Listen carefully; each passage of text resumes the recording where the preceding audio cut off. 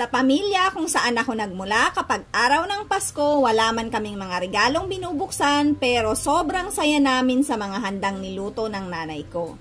At ilan sa naalala ko na highlight sa mesa na pagkain ang kanyang lechong kawali, lumpiang Shanghai, minsan may imbutido at ang pinaka-espesyal dyan ang kanyang macaroni salad. Talagang kapag gumagawa siya ng macaroni salad, isang malaking palanggana kasi kapag natikman niya ng mga bisita, siguradong may take out yan. Para ramdam ko pa din ang Paskong Pinoy kahit malayo sa pamilya, etong recipe na i-share ko sa inyo ang laging nire-request ng aking asawa kapag may okasyon, lalo na kapag Pasko.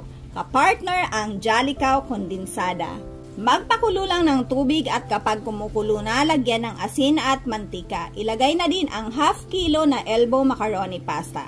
Sundan lang ang instruction sa packaging, pero itong ginamit ko na pasta, pinakuluan ko lang ng 5 minutes.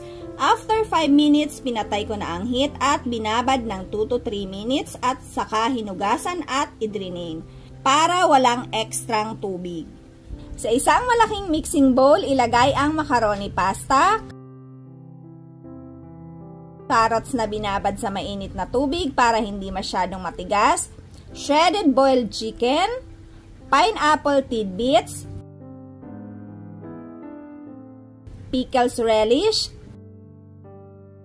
cheese at pasas. Haluin muna bago ilagay ang cream mixture.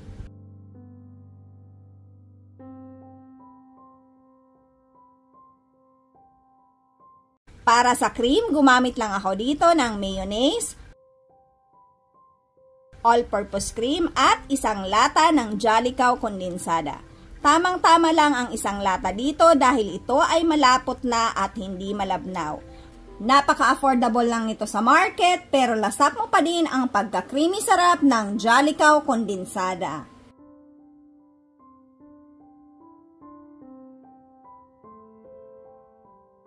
Haluin lang ng mabuti para ma-well combine lahat ng ingredients. Ilagay sa mga container na available sa inyo. Ako, nilalagay ko siya sa mga glass container kagaya nito.